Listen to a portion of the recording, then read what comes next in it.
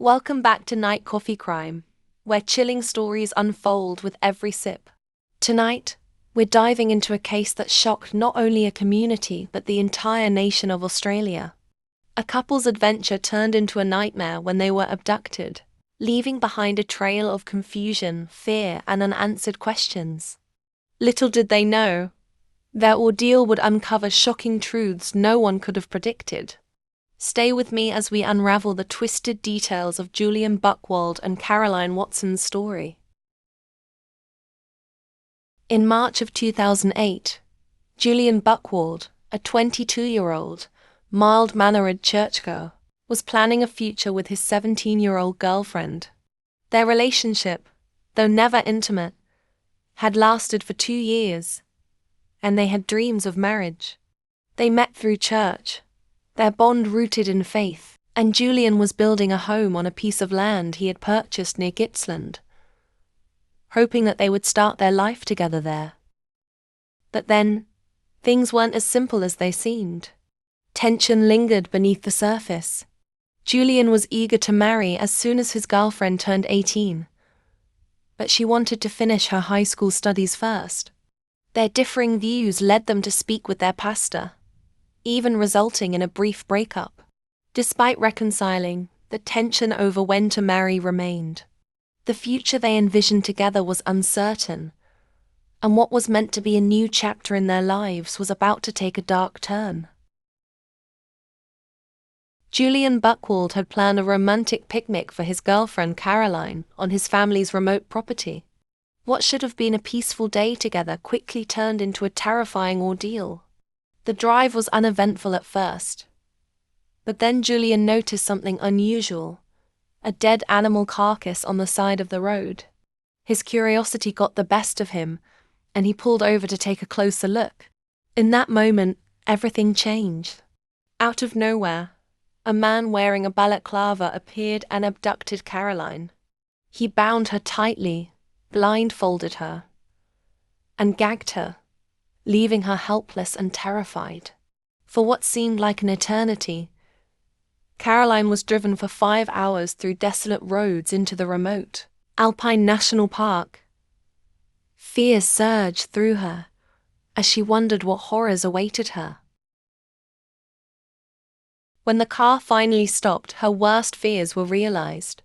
She was stripped of her clothes, and she feared for her life, convinced her kidnapper intended to harm her in the worst possible ways. Then, the sound of digging reached her ears, the chilling scrape of a shovel on the ground. Carolynne's mind raced, her terror growing as she realized she might be buried alive. As the moments dragged on, Carolynne could hear the fading sound of footsteps, knowing the attacker had moved away for the moment. Desperate, she began to struggle against her restraints, but they held tight, and she couldn't break free. Suddenly, she heard Julian's voice. Her heart skipped a beat as he screamed her name. Confused and frightened, Carolynne tried to make sense of the situation. It wasn't until she heard his movements and felt him near her that she realized he was in the same vulnerable state as she was. Naked, bound, and helpless. He too was struggling. The fear in her heart doubled. But in a surprising twist, Julian reached for a discarded knife the attacker had left behind. Together, they worked in frantic effort, trying to free themselves from the ropes that held them captive. As the hours passed with no sign of Carolynne and Julian, panic began to set in among their families. With no word from them and the clock ticking, their loved ones quickly contacted the police. A sense of urgency gripped the community as a search operation was launched. Despite an extensive air and water search, there was still no trace of the missing pair. The authorities were stumped, and the family's worries grew with every passing moment. Then, things took a darker turn. A note, covered in strange and unsettling satanic symbols, was discovered at Carolynne's parents' house. The note sent a chilling message. If the police were contacted, there would be severe repercussions. The threat was clear and terrifying, but it only added to the growing mystery surrounding their disappearance. Carolynne and Julian fled through the dense woodland, both left without their clothes and vulnerable to the elements. They managed to find a few supplies, including a sleeping bag and some scattered items, to help them survive in the harsh conditions. As the nights grew colder, they huddled together under the sleeping bag for warmth. Julian repeatedly suggested that they should get intimate to help them survive the cold, and he also proposed they should get married to strengthen their bond. Carolynne, feeling both terrified and overwhelmed, refused his attempts. Julian grew frustrated with her refusals, but despite the tension, they continued to survive, with Julian eventually managing to recover some of their stolen clothes. 6 days in the wilderness had left its mark. Just when hope seemed to be fading, a farmer driving a utility vehicle came across the disheveled pair.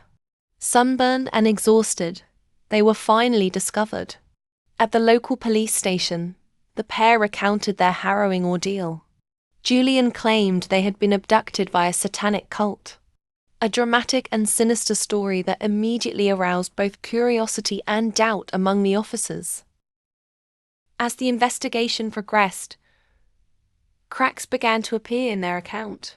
The details of the satanic cult story didn't align, and skepticism grew. Under intense questioning, Julian's version of events unraveled. He eventually confessed, admitting that he had staged the entire ordeal to manipulate Carolynne into marriage and ensure she spent more time with him. After being found guilty of kidnapping and filing a false police report, Julian made a bold attempt to escape justice.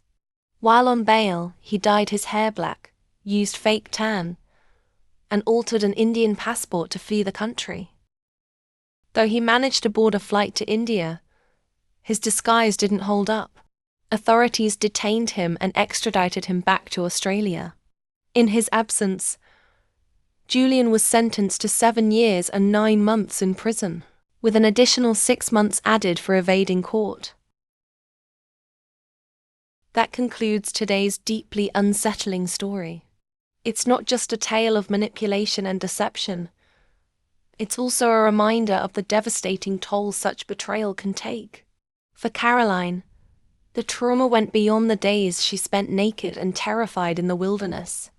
It was the shattering realization that someone she trusted had orchestrated her nightmare, stripping away not just her safety, but her sense of security in the world. Her experience sheds light on the enduring strength it takes to move forward after such profound betrayal. Thank you for watching Night Coffee Crime. If this story moved you or left you reflecting, don't forget to subscribe for more true crime stories that dive into the darker corners of the human experience. Stay safe, and I'll see you soon with another tale to uncover.